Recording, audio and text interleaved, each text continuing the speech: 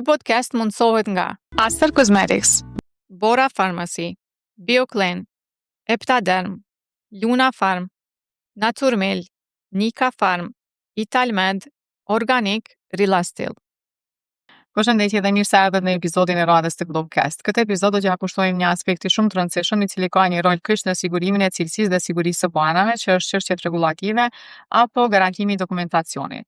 Për me bisedu më gjithësisht për këtë çështje, sot kemi të ftuar magjistrin e farmacisë Dua Dana. Dua, mirë se erdhe në Globecast. Mirë se e gjeta Dita, kënaqësi të jem sot këtu.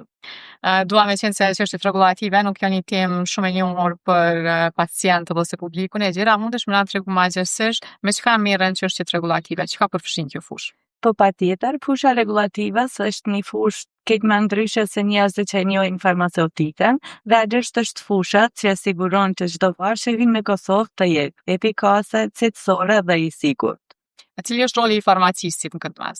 Roli i farmacistit në këtë mes ndohet në dy pjesë. E para, farmacisti, cila punon në depo me shumicë, pra që furnizojnë të gjitha farmacitë, mirët me rregullimin e dokumentacionit deri në ardhjen e produktit në Kosovë, ndërsa farmacisti e cila punon në banatore ka për detyrë sigurimin pasi që me kontakte direkte në agjencionin e bornave, ka për detyrë sigurimin, domethënë që bori është i sigurt dhe nuk është i kontrabanduar. Qysh ndikon çështja rregullative në kontrollimin ose rregullimin e tregut farmaceutik? Çështja rregullative ndikon në shumë aspekte, po për mos të marr shumë kohë, mund me përmend vetëm rastin e fundit, e cila është deklarimi i çmimeve, siç e dini nga viti i kaluar, domethënë gjitha çmimet në treg janë njësoj, pra janë të vendosura në banderol, edhe këtu domethënë vëret aspekti regulativ, nga që tashmë pacientat nuk kanë nevojë domethënë mos e tikni në Prishtinë ose një qytet për me gjetë barin më të lirë, kur gjithku e kanë çmimet e njëjta. Që shka ndiku ky ligj në punën tonë të përditshme, që ka bën ti që tash ndryshe prej çka ti bu më herët? Realisht ma ka lehtësu shumë punën, nga që unë punoj edhe në farmaci, domethënë tashmë nuk e kam atë problemin që diku tjetër është më lirë, to është më shtrejt ose kështu, çmimi është aty. Ka raste ku çmimet janë më të shtrejta se që kanë qenë, po shumica edhe janë më të lira, kështu që edhe popullata është i vetëdijshëm, tashmë u petin edhe me këto çmimet, edhe është adaptuar ligjin e ri.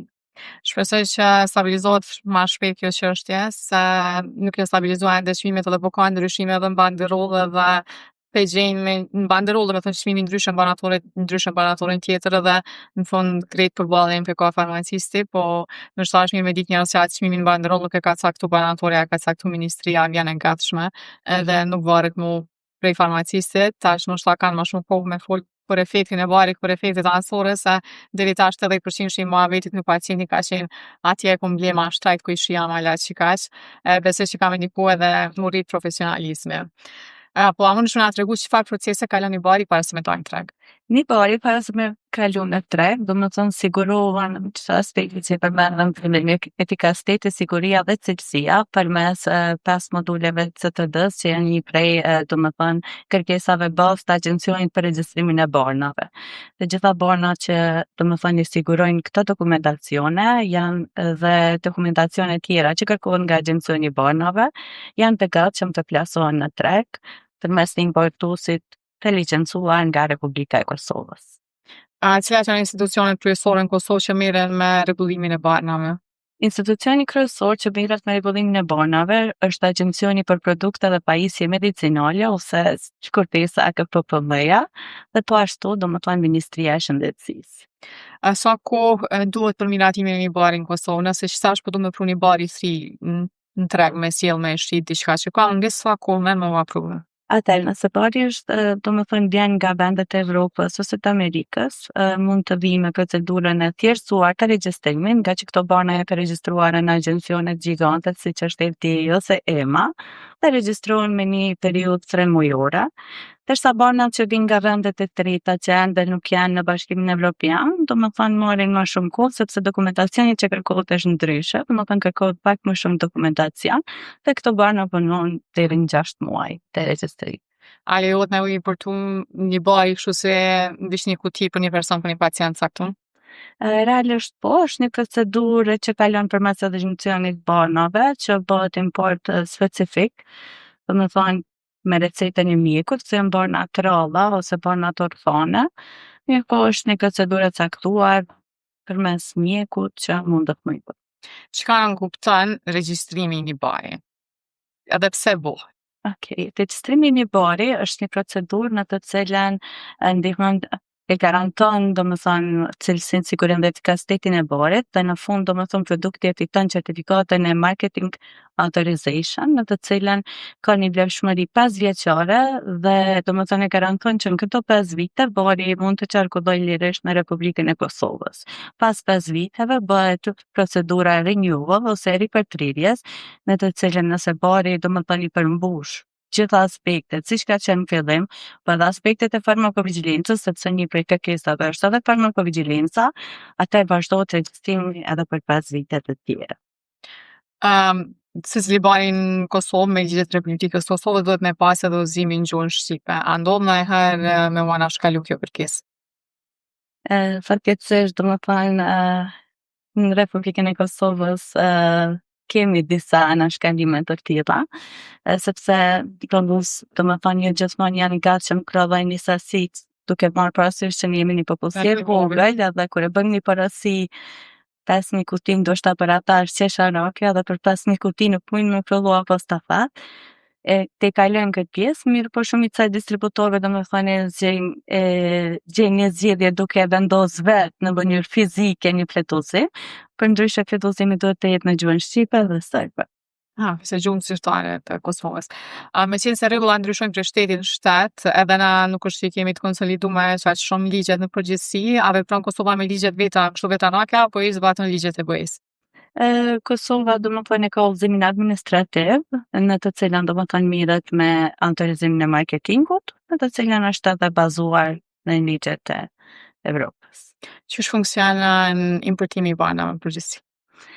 Domethënë për importimin e banave, patjetër domethënë duhet të kemi një depo farmaceutike me shumicë të licencuar, në të cilën mund të importoj produkte dhe pajisje medicinale apo vetëm pajisje medicinale. Te produktet medicinale domethënë gjithmonë kërkohet që produkti të jetë i regjistruar, pra ajo është certifikata e autorizimit marketingut, kërkohet certifikata e analizës për seri, në të cilën i vërteton se çdo seri përmban domethënë substancën që është e përshkruar, e ka lotin, e ka numrin e serisë dhe e ka datën e skadencës.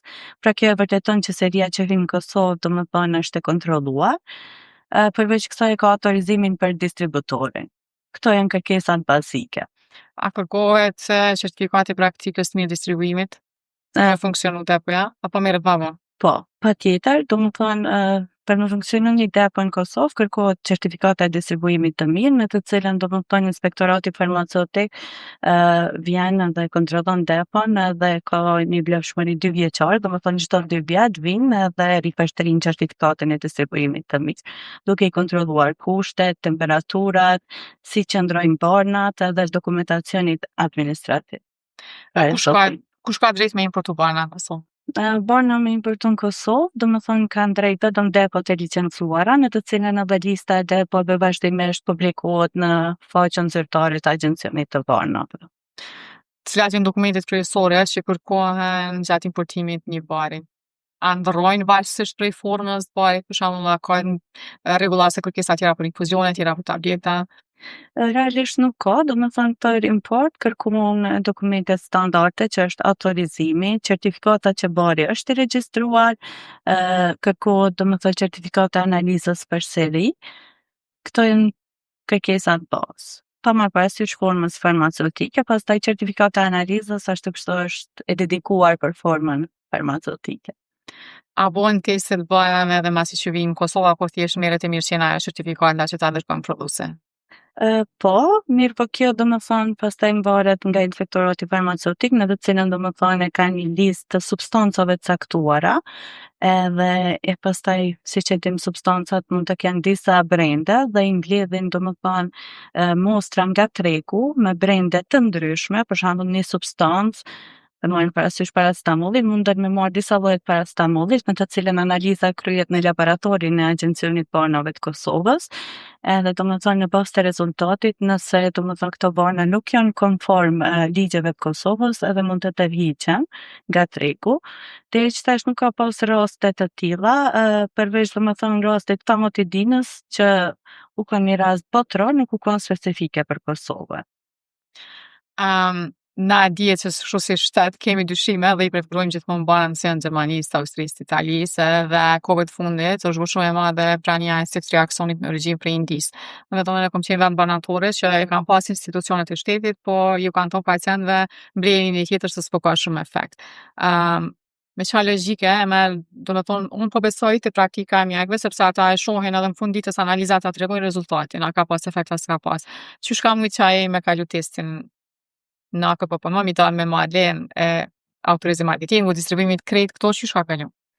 Atëherë, do të thënë, barnat kalojnë, mirë po esenca është eksipientë.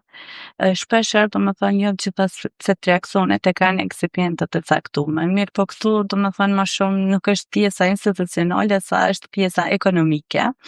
Për shkak se ne dim që gjithmonë pacientët kërkojnë çka është më lirë. Ti mundesh me propozuar një set reakcion që kushton 3-4-5 euro, më përpara e blejnë ajo që është deri 1000 euro, se jemi si popullata ashtu, kur shkojmë me blejë sa me kozmetike nuk na dhimbën, sa na dhimbën te barna. Domethënë e dihet që veç paketimi nuk mundet me kushtu në qatë vlerë, mirë po shpesher nuk e vendojmë këtë pjesë na. Prandaj edhe ndodhin këto gjëra në treg, po unë po shpresoj që tani me miratimin e ligjit për sigurime të detyrueshme shëndetësore, domethënë kemi mjaftuar ato çdo probleme që mos mi përdor barna shumë të lira dhe me përdor barna kualitative. Shpresoj se realisht ne nuk bëjmë përjashtu përgjegjësinë e institucioneve në këtë rast, se nuk është vetëm çështje kosto ose ekonomike, nëse s'ka efekt, edhe nuk ish dash me marr ilaçin për ajër, se nëse s'ka lënë infeksion ajo realisht kushton shumë më shumë, se mandej zgjatet ajo situata krejtë duhet në shah është edhe më vështirë me trajtu, se që ka qenë në fillim edhe del më shtrajt edhe maltretim edhe krejt, tash nuk po e them kështu, unë po i marr thjesht fjalë sepse para shumë pacienta ambulatore, saqë edhe unë kur shkova vetë me marr, dole e bleva se mandej m'hinin kryve mu, kështu që normalisht pacienti duhet më një i sigurt kur shkon me marr diçka. Çfarë kushte duhet me plotsu transportuesit, domethënë gjatë transportimit të banave? Kur vjen i bari prej një shteti tjetër deri në Kosovë, çka duhet me përmbush? Okej, atëherë domethënë barnat përgjithësi i kemi barnat termolabile, domethënë barnat që janë me temperaturë të caktuar. Barnat termolabile kryesisht janë barna domethënë që kërkojnë strehimin në temperaturë 2 deri në 8 gradë Celsius, ndërsa barnat të tjera domethënë sipas ligjit janë të obligueshme deri në 25 gradë Celsius.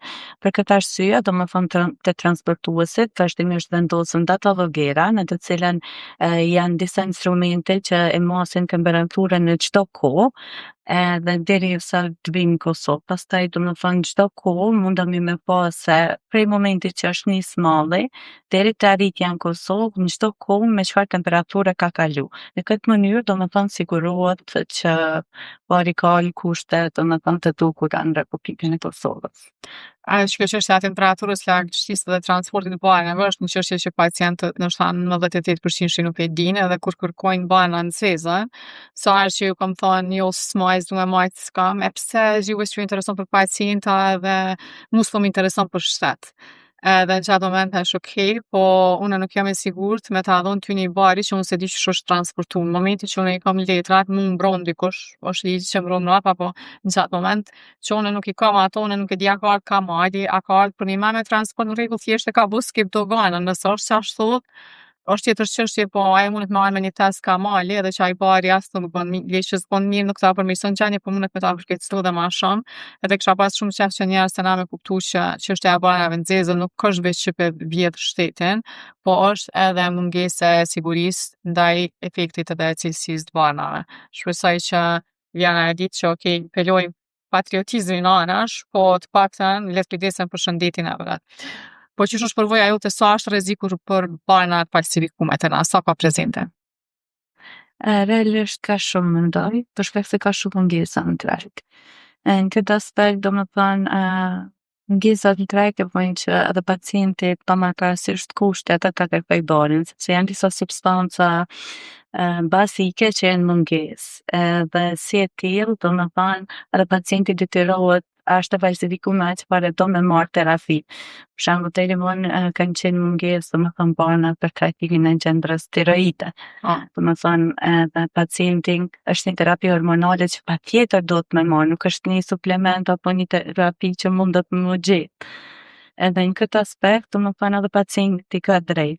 Mirë po, ato barna sa efektive janë, tash, na që jemi këtë pjesën tjetër banakut e dim shumë mirë, sepse banat fundja janë substanca kimike që janë shumë ndjeshëm, edhe që patjetër kanë me pas efekte anësore nëse nuk ruhen kushte në të cilën janë të duhura, pra me temperaturë, lagështi e të tjera.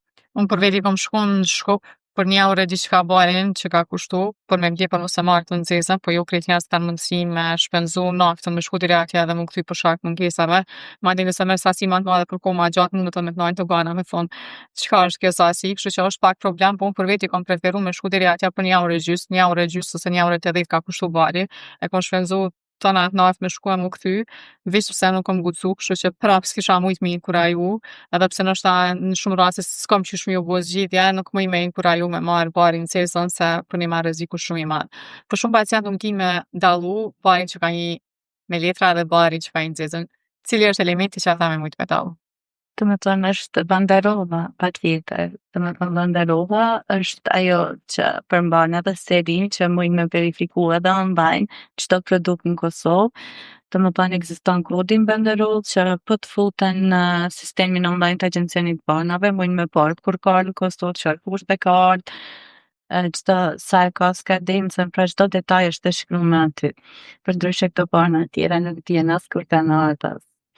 Bish me ditë njerëz që suplementet nuk kanë banderollë se shpesh e ngatrojnë e kanë deklaracionin gjithçka që nuk është bari, duhet patjetër me pas deklaracionin që tregon kush është importuesi edhe që ka disa shpjegimesh që pse mandej po ngatrohen, pse ma ke pa banderollë, po banderolla është një dokument shumë i rëndësi.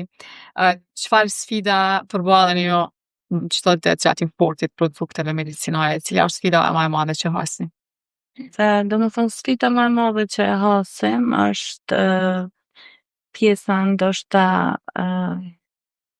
tani e pritjes, sa e kërkon pak një kohë e pritjes, ndoshta n'treg është një mungesë shumë e madhe, po derisa të merret klient, derisa vjen mori, pastaj është procedura ndogan. Vetëm kjo mund t'jetë. A janë bashkëpunu si institucione në rastet nëse ka diçka urgjente, se normal doganen dush me prit rënë, është kështu kush vjen i pari e merr rënin i pari, a janë bashkëpunus në rastet kur ju i thoni që ka diçka një mungesë n'treg, a mundeni mi dhon prioritet? Realisht në këtë pjesë, domethënë nuk muj me thonë diçka saktësisht se nëse unë vendos pjesën teme, okay, për mu gjithmonë çka më duhet mu është primare, mirëpo nëse kqyrim në aspektin e institucioneve kryesisht kanë mungesë stafit edhe në mungesë stafit sot funksionojnë shumë mirë, po nuk mundemi me kajsu edhe ata se fundja ndoshta është nëse njeri që mirët me gjetë distributorët edhe distributorët ndoshta nuk jemi veçimi, kështu që. E vërtet. Çka është farmakovigjilenca edhe sa zbatohet realisht e na se ligji e kërkon, po praktika është çështje tjetër. Realisht farmakovigjilenca është një çështje shumë e rëndësishme në gjithë botën përveç Kosovës. Është shkenca që trajton efektet anësore në banave. Domethënë, sa zbatohet në Kosovë është pik pyetje, mirë po është një shkencë në të cilën është shumë e duhur edhe mendoj që të ardhmen ka me qenë edhe domethënë më e zbatueshme në Kosovë. Farmakovigjilenca domethënë është baza për tërhiqjen apo për lajmërimin për çdo efekt anësor të ri që mundet mu shfaq tek një bari, sepse të tjerat zakonisht janë të përshkruar në tërheqsim. Derisa domethënë kemi pas disa raste për tërheqjen e produkteve nga tregu, falë funksionimit farmakovigjilencës, mirë po edhe sot ekziston formulari ose raportimi online ose munden me raportu përmes mjekut ose përmes barnatorës çdo efekt ansor që mundet mu shfaq te pacienti. Cili është sistemi online ku mundet mu raportu? Do më thënë është faqja e KPM-s. Mujnë edhe pacientat, Mujnë edhe pacienta. Është formulari që shkruhet për shembull, shkruajnë inicialet e pacientit, bari, çfarë lloj efekti ansor është pa, çfarë periudhe, kontakti, pastaj do më thënë kontaktohen edhe. Me qenë se ekipojnë edhe në banatore edhe në regulativ, cili është roli i farmacistit në edukim të pacientëve? Është i pazavendësueshëm, se gjithmonë është e pjesa, do më thënë, për me shku te doktori zakonisht do të me krejt rend, do të më paguhet të tjera, ndërsa farmacisti është një derë gjithmonë e hapur, është hallka e fundit, do më thënë që pacienti ka kontakt para se me marrë një bari. Farmacisti mundet me ndalju nga gabime shumë të trashëgimike, mundet me këshillu pacientin që edhe shpesh e luan edhe rolin e psikologut, do më thënë, qatë kohë që s'ka mujt mu shpreh te dikush, vjen shpreh te farmacisti edhe do më thënë është i pazavendësueshëm, jo pse na jemi jo pse na jemi do më thënë të fushës, po me të vërtetë është një derë gjithmonë e hapur që shpesh vinë edhe veç. Nisëm kisha pasur për fillu mu pagu ky shërbim, se realisht është shumë i lodhshëm edhe të konsumon tepërshëm, po ma herët është folë që kam mu pagu edhe shërbimi i farmacistit, se unë menoj që janë personat ma të keq pagu në krejt sistemin shëndetësor edhe realisht bara shumë e madhe se është nga pjesa dhe fizike dhe psiqike, edhe jenë kom të kohën, edhe psiqikisht je shumë i ngarkuar. Edhe ma të nënvlerësum. Definitivisht ma të nënvlerësum, kështu që unë shpresoj që ka me fillu me u vlerësu edhe kjo punë. Shpresoj që besoj që sigurimi shëndetësor ka me rregullu shumë çështje, shumë probleme që kanë qenë në sistemin tonë farmaceutik, edhe mos kanë me dash krejt në fazë banatore, se kanë me vit pak ma shumë lek, derisa t'ja rimburson shteti, shpresoj që ka mu rregullu pak, edhe si përfundim patjetër që ka me përfitu pacientë. Do shta me këto edhe na heket epiteti i shitësit, se tema që po folim sot tregon që nuk është farmacia vetëm shitje, po është shumë ma shumë se shitje, është një profesion shumë human që shpeshesh shumë nënvlerësohet. Në fakt shitja është një aspekt që na gjatë studimeve se kemi përmendur kurrë. Absolutisht, ndoshta kur kom qenë nuk kanë qenë diku 43 provime, po në asnjë prej tyre s'është folë për shitje.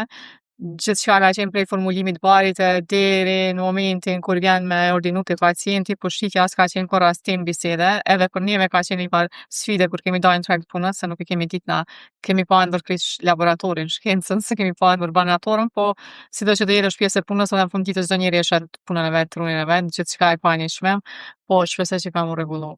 Dua nëse ki diçka me shtu për fund, na shkoj biseda shumë shpejt për pacientët ose të gjithë ata që po na dëgjojnë. Për mu ishte shumë kënaqësi të jem sot këto, do me thënë, mu taku me një kolege si ti, kisha folë edhe që një tjetër, po lejna me që kaq, po shpresoj që shihemi. Gracia ishte imja. Faleminderit edhe gjithë juve që ishit me ne në episodin e radhës të Globecast. Episodin e plot mund ta ndiqni sot ajta në kanalin Globecast KS në YouTube. Deri në episodin e radhës, shëndet për ju dhe familjet tuaja.